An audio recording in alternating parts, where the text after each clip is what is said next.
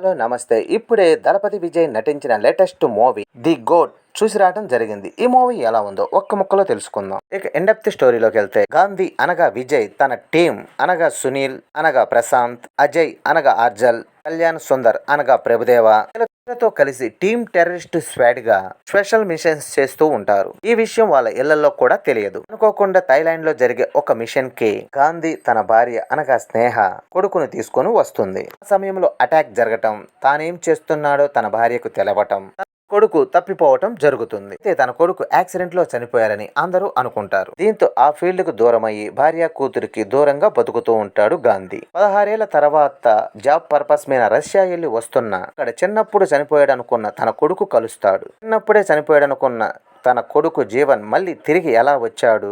గాంధీ మళ్ళీ డ్యూటీలోకి వచ్చాడు. గతంలో అతను చేసిన మిషన్ లో చనిపోకుండా బతికిన ఒక వ్యక్తి గాంధీపై ఎలా రివెంజ్ తీర్చుకున్నాడు? జీవన్ తిరిగి వచ్చాడా? గాంధీ లైఫ్ లో ఎలాంటి మార్పులు వచ్చాయి? ఇవన్నీ విషయాలు తెలుసుకోవాలంటే మూవీ చూడాల్సిందే. ఇక ఎలా ఉందంటే, చిన్నప్పుడు హీరో కొడుకు తప్పిపోయి విలన్ దగ్గర పెరిగి మళ్ళీ హీరో మీదకే రావటం గతంలో పలు సినిమాలు చూసాం. ఇది కూడా అదే తరహాలో కథ, కానీ సీక్రెట్ మిషన్ నేపథ్యంలో సాగే కథనాన్ని చూపించారు. ఈ సినిమాలో డిఫరెంట్ స్క్రీన్ ప్లేకి అవకాశం ఉన్నా కథ ఒకే లైన్ లో వెళ్తుంది. ఇక ఫస్ట్ హాఫ్ లో గాంధీ గురించి, గాంధీ చుట్టుపక్కల ఉండే పాత్రలు ఎస్టాబ్లిష్ చేయటంతో కొడుకు తప్పిపోవటం, పెద్దయ్యాక కొడుకు మళ్ళీ తిరిగి రావటం, ఇక ఇంటర్వెల్ బ్యాంగ్ లో ఒక ట్విస్ట్ ఇచ్చి అది ఆడియన్స్ ముందే ఊహించేలా ఉంటుంది. ఇక సెకండ్ హాఫ్ లో గాంధీ జీవన్ మధ్యలో జరిగే సంఘర్షణలో ఎత్తుకు పై ఎత్తు అన్నట్లు సాగుతుంది. గాంధీ విలన్ ఎవరని తెలుసుకునే సన్నివేశాలు కొంచెం ఆసక్తిగా సాగుతుంది. ఇక సినిమా నిడివి 3 గంటలు కావటంతో చాలా చోట్ల సాగదీసినట్లుగా అనిపిస్తుంది. అలాగే రెగ్యులర్ కథ అవటం, సినిమాలో ట్విస్టులు ముందుగానే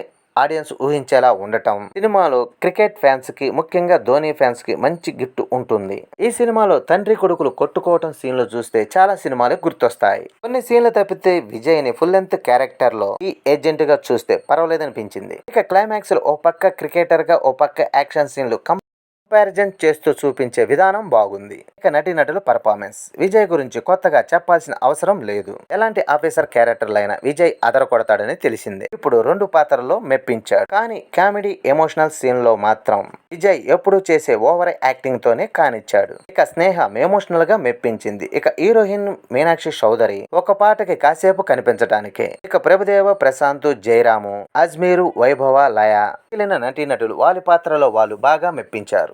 ఇక సాంకేతిక విభాగానికి వస్తే, ఇక సినిమాటోగ్రఫీ, విజువల్స్ బాగున్నాయి. యాక్షన్, కొరియోగ్రఫీ బాగుంది. Background music Yuvan Raj Shankar. పాటలు వినటానికి మాత్రం బాగలేవు.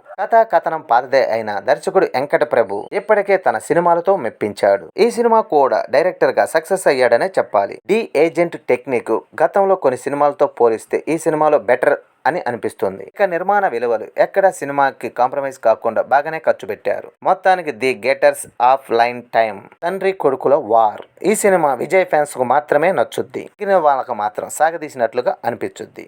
ఈ వీడియో నచ్చితే లైక్ చేయండి, షేర్ చేయండి, ప్లీజ్ సబ్స్క్రైబ్ చేయండి.